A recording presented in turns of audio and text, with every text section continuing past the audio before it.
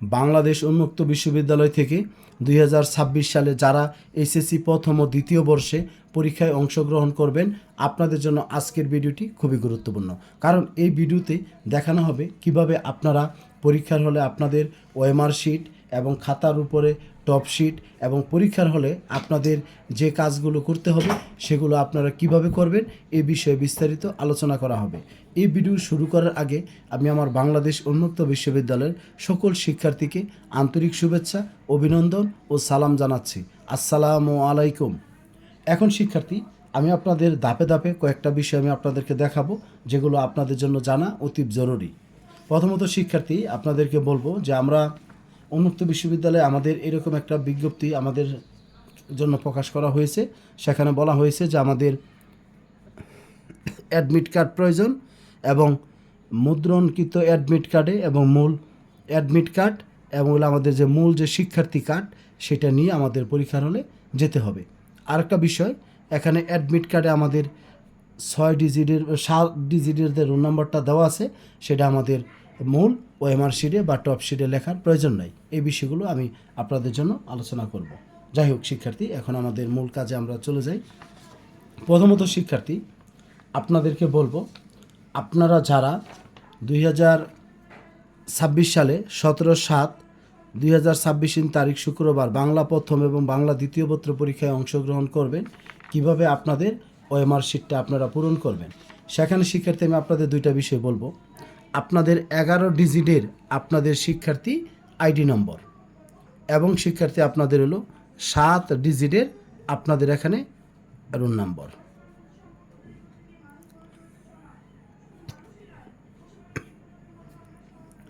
এগারো ডিজিটের শিক্ষার্থী হলো আপনার, এখানে হলো আপনার শিক্ষার্থী নম্বর, কারণ হলো আপনার 25 বেসের, আর 11 হলো এইচএসসির কোড নাম্বার, আর 020 এটা হলো আপনার কলেজ কোড নাম্বার, আর 100 এটা হলো মূলত আপনার রোল নাম্বার। যাই হোক শিক্ষার্থী, আর হলো 7 ডিজিটের আমাদের অ্যাডমিট কার্ডে লেখা থাকবে রোল নাম্বার। এখন শিক্ষার্থী, এগুলো করার জন্য প্রথমত আমাদের এরকমভাবে আমরা একটা ওএমআর শিট আমরা নিব। ওএমআর শিটটা নেওয়ার পরে দেখেন লেখা আছে ওএমআর শিটের উপরে এরকম একটা নম্বর দেওয়া আছে। নম্বরটা কি লেখা আছে আপনারা দেখতে পাচ্ছেন, যেখানে আমাদের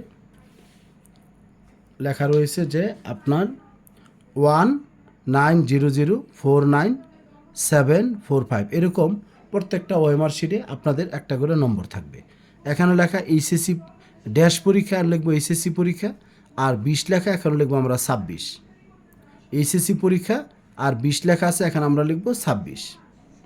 তারপর শিক্ষার্থী আমাদের আইডি নম্বর লিখতে হবে 11 ডিজিটের, তারপরে প্রোগ্রাম কোড লিখতে হবে 11, তারপরে কোর্স কোড লিখতে হবে আমাদের যেদিন যে পরীক্ষা সেই পরীক্ষার জন্য আমাদের কোর্স কোডগুলো লিখতে হবে। এখন শিক্ষার্থী, আমরা এগুলো লেখার জন্য আমি আপনাদেরকে একটা পূরণ করেছি, সেটা আমি আপনাদেরকে দেখাবো। যেমন ধরেন আমার একজন শিক্ষার্থী, আমরা যে বিষয়টা এখানে দেখাবো তার শিক্ষার্থী নম্বর ধরেন 250110200100। সেই জন্য শিক্ষার্থী লিখছি এইচএসসি, সেই জন্য শিক্ষার্থী এখানে এইচএসসি পরীক্ষা লিখব 2026, যেটা আমি আপনাদেরকে বলেছি যে আপনারা লিখবেন এখানে এইচএসসি পরীক্ষা 2026। তারপর শিক্ষার্থী এখানে আপনাদের এই 11 ডিজিটের যে আইডি নম্বরটা সেটা আপনারা বসাবেন। তাহলে এখানে আমরা বসালাম 250110200100। বসানোর পরে শিক্ষার্থী এখানে যে কাজটা করেছি, এই 2 এর নিচে 2 এর বৃত্ত ভরাট করব, 5 এর নিচে 5 এর বৃত্ত ভরাট করব, 0 এর নিচে 0, 1 এর নিচে 1, 1 এর নিচে 1, 0 এর নিচে 0, 2 এর নিচে 2, 0 এর নিচে 0, 1 এর নিচে 1, 0 এর নিচে 0, 0 এর নিচে 0। এই কাজটা শিক্ষার্থী আমরা করব। করার পরে আমরা যতগুলো পরীক্ষা দিব আমাদের সবগুলো পরীক্ষার মধ্যে আমাদের প্রোগ্রাম কোড হলো 11। সেই জন্য শিক্ষার্থী আমরা কি করব, এই প্রোগ্রাম কোডের প্রতিদিন পরীক্ষার মধ্যে আমরা 11 লিখব। যেমন ধরেন আমরা যদি এখানে, তাহলে এখানে আমরা 11 লিখেছি। এবার আসেন কোর্স কোড। কোর্স কোড বলতে যেদিন আমাদের বাংলা প্রথম পত্র পরীক্ষা সেটার কোর্স কোড হলো আপনারা দেখেন এই যে 1851 1851। তাছাড়া আমি আপনাদেরকে অ্যাডমিট কার্ডে আপনাদের দেখাচ্ছি এই যে কোর্স কোড 1851। এই কোর্স কোডটা আমরা এখানে লিখব, লিখে আমরা এখানে এই যে 1851, তাহলে 1 নিচে 1, 8 নিচে 8, আর 5 নিচে 5, 1 নিচে 1 আমি বৃত্ত ভরাট করব। যদি শিক্ষার্থী আমার এখানে বাংলা দ্বিতীয় পত্র পরীক্ষা হয় তাহলে শিক্ষার্থী আমরা লিখব 2851। তাহলে এই জায়গায় এখানে লিখব 2851, 2 এর নিচে 2, 5, 8 এর নিচে 8, 5 এর নিচে 5, 1 এর নিচে 1। এখন ধরেন আমাদের কারোর যদি এখানে ইংরেজি পরীক্ষা দেওয়া শুরু হয় তাহলে আমরা লিখব 1852, আর হলো ইংরেজি দ্বিতীয় পত্র 2852। এই বিষয়গুলো আপনারা খেয়াল করবেন, কারণ এই বিষয়গুলো আপনাদের জন্য অতি জরুরি। এই জন্য অনেকে আমরা না জেনে কাজগুলো আমরা করার সময় ভুল করি, তখন দেখা যায় যে আমাদের পরীক্ষার হলে পরীক্ষার পরে আমাদের রেজাল্ট আসে না। এই দেখতে পাচ্ছেন ইংলিশ ফার্স্ট পেপারে 1852, আর ইংলিশ সেকেন্ড পেপারে হচ্ছে 2852। আর বাংলার দুইটা আমি আপনাদেরকে দেখাবো। বাংলার যে আমাদের প্রশ্নকোডগুলো, এই যে বাংলা সৃজনশীল 1851, আর বাংলা দ্বিতীয় পত্রে 2851। যাই হোক, এই বিষয়গুলো আরও আমরা বিস্তর আলোচনায় থাকবে আমাদের। এবার গেল এখন আমাদের এই অংশটা আমাদের পূরণ করা। এখন শিক্ষার্থী আপনাদের আমি যে বিষয়টা বলবো, আপনারা যখন প্রথমে আপনাদের এই নৈর্ভিত্তিক অংশটা যখন আপনারা আনসার করবেন, এটা তো আমাদের নৈর্ভিত্তিক, তাহলে আমরা যখন আনসার করব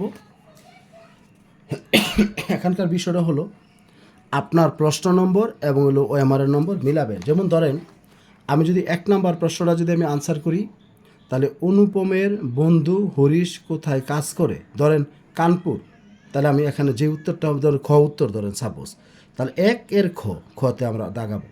আবার ধরেন এখানে ধরেন 3 নম্বর প্রশ্ন আমি দিচ্ছি, তাহলে 3-এর প্রশ্নের উত্তর ধরেন এখানে শেষেরটা দাগানো আছে, ধরেন এটা উত্তর, তাহলে আমরা এখানে 3-এর লিখব, ঘ নাম্বারটা বৃত্ত ভরাট করব।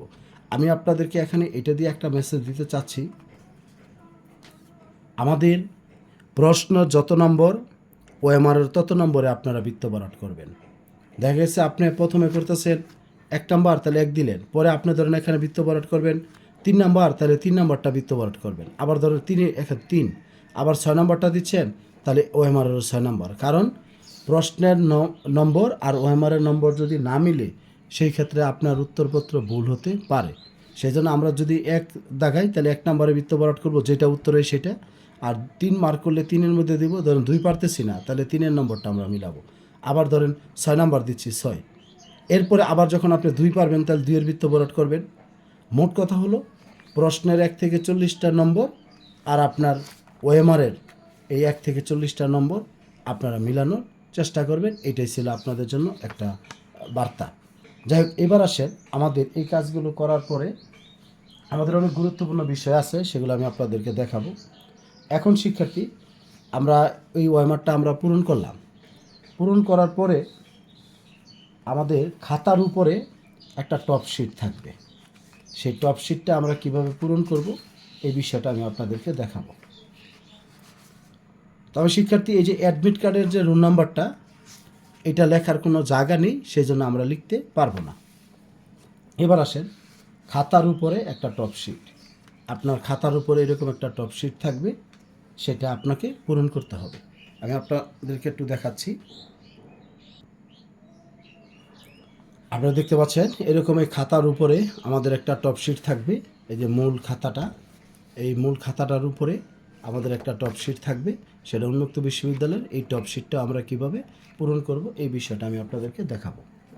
সেটার জন্য শিক্ষার্থী আমরা এখানে যে কাজটি করব, যে আমাদের ইংরেজিতে প্রথমে নাম যেমন লিখলাম আবুল কালাম, তারপর আমাদের প্রোগ্রাম কোড পূরণ করলাম 11, তারপর আইডি নম্বরটা লিখলাম, লিখে আমরা বৃত্তগুলো পূরণ করেছি। সাবজেক্ট কোড লিখলাম, সেটা আমরা পূরণ করব। যেদিন যেই সাবজেক্ট, বাংলা হলে 1851, বাংলা দ্বিতীয় পত্র 2851, এইভাবে আমরা কাজগুলো করার চেষ্টা করব। আর শিক্ষার্থী এখানে লিখব এইচএসসি পরীক্ষা 2026, আর এখানে কক্ষ পরিদর্শক স্যাররা স্বাক্ষর করবে, সেটা আমাদের জন্য এখানে থাকবে। এবার আসছেন শিক্ষার্থী আমাদের পরবর্তীতে যে কাজগুলো আমাদেরকে করতে হবে।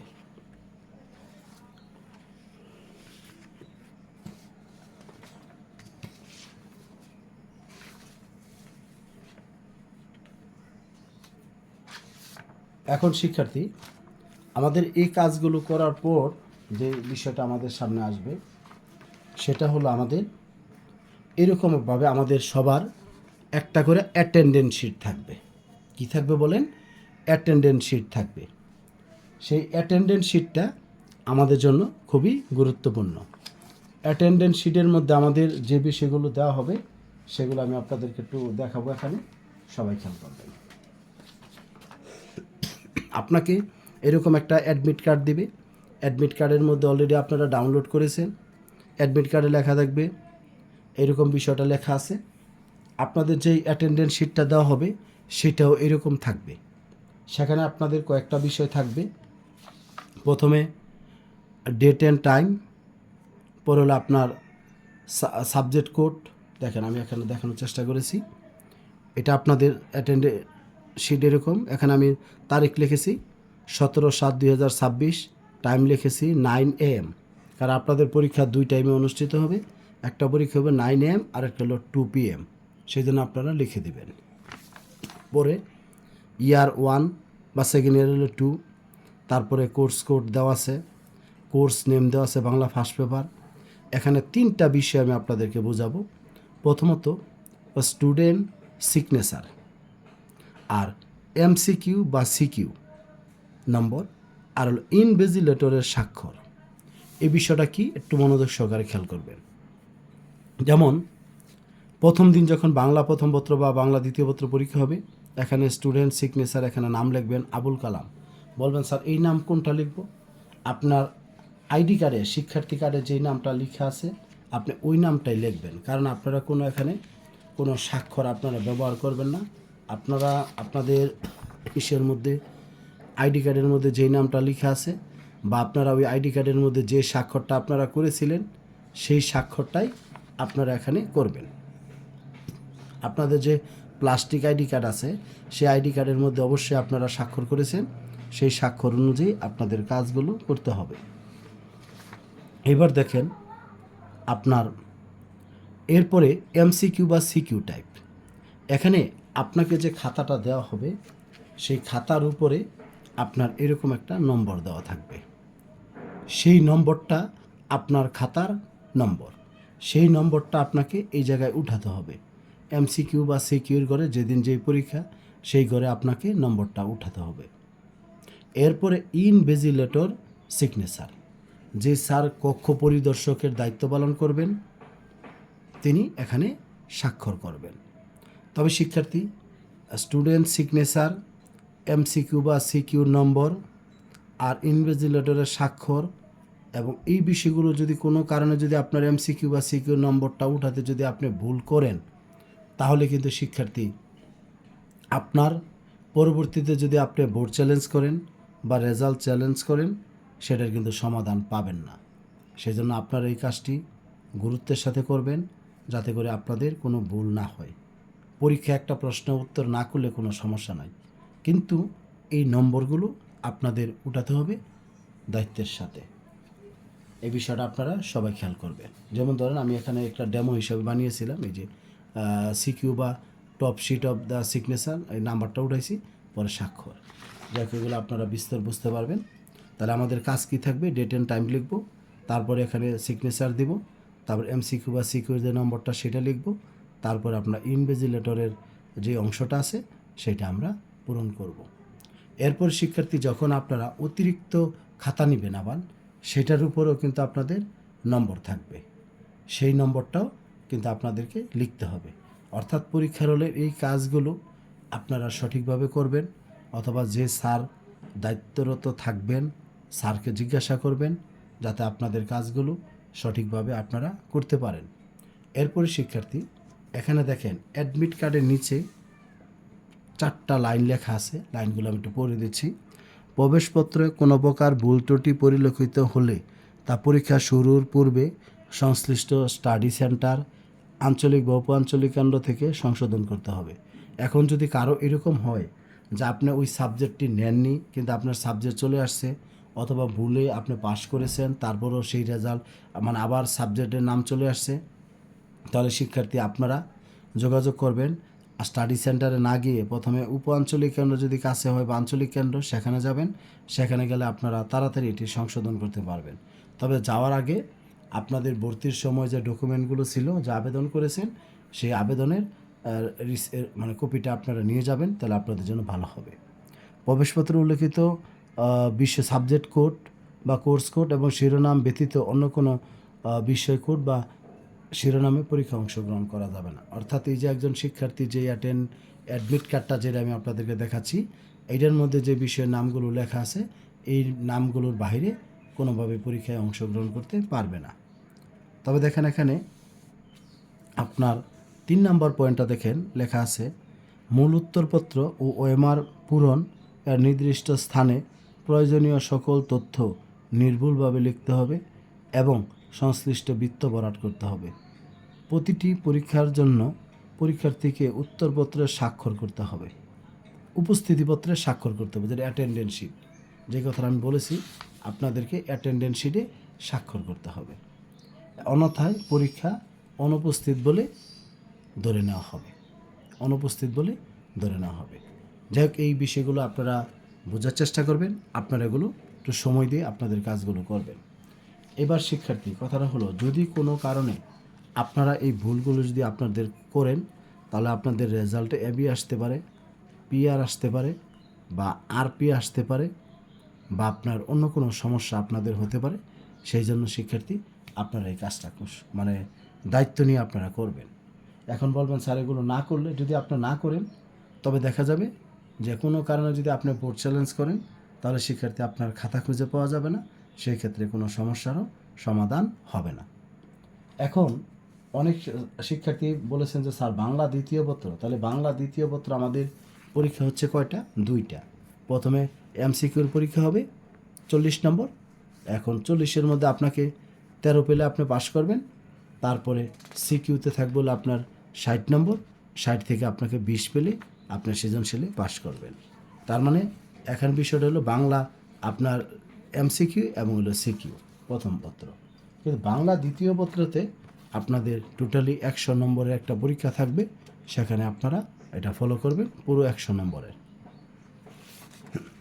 এখানে কোনো এমসিকিউ থাকবে না, সম্পূর্ণ 100 নম্বরে আপনারা লিখে আপনারা আপনাদের কাজগুলো করবেন। যাক, ইংরেজিও আমি আপনাদেরকে নমুনা প্রশ্ন আমি দিয়েছি, আবারও দিব।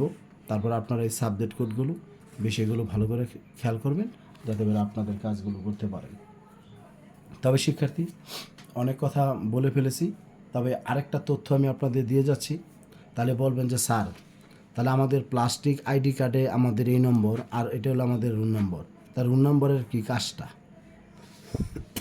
রুল নম্বরের কাজটা হলো এখানে 2টা বিষয়। প্রথমত, আপনারা যদি আবার এখানে অনার্সে বা বিএ আপনারা যদি ভর্তি হতে চান বা কোনো চাকরি বাকরির আবেদন করতে চান, সেই ক্ষেত্রে আমাদের রেজিস্ট্রেশন নাম্বার ব্যবহার করতে বলে, আর হলো রুল নম্বর ব্যবহার করতে বলে। তখন শিক্ষার্থী আমরা কোনটাকে কী হিসাবে ব্যবহার করব? আমি আপনাদের বলবো, এই 7 ডিজিটের বা 6 ডিজিটের যে নম্বরটা, সেটা আপনাদের রুল নম্বর, আর আপনাদের এখানে যেই জায়গায় যে আপনার 11 ডিজিটের যে নম্বরটা দেখতে পাচ্ছেন, সেটা হলো আপনাদের রেজিস্ট্রেশন নাম্বার। এই জন্য কর্তৃপক্ষকে ধন্যবাদ জানাই যে একটি যোগ উপযোগী সিদ্ধান্ত নিয়েছে। তবে শিক্ষার্থী আজকে অনেক কথা বলেছি, আপনাদের ভালোর জন্য বলেছি। হয়তোবা কোনো কিছুতে যদি আপনারা মনে কষ্ট পেয়ে থাকেন, আপনারা ক্ষমাসুলভ দৃষ্টিতে দেখবেন। তারপরে যদি আপনাদের অতিরিক্ত কোনো তথ্যের প্রয়োজন হয়, 01609781125 এই হোয়াটসঅ্যাপ নাম্বারে আপনারা আমাদের মেসেজ দেবেন। হয়তো ব্যস্ত থাকি, অনেক সময় ফোন ধরা সম্ভব হবে না। আপনাদের প্রয়োজনীয় তথ্যটি জানার হলে আপনারা মেসেজ দিয়ে রাখবেন, আমি আপনাদেরকে সার্বিক সহযোগিতা করব। সকলের সুস্বাস্থ্য দীর্ঘায়ু কামনা করে আজকের মতো এখানে শেষ করছি। ভালো থাকবেন সবাই। আসসালামু আলাইকুম।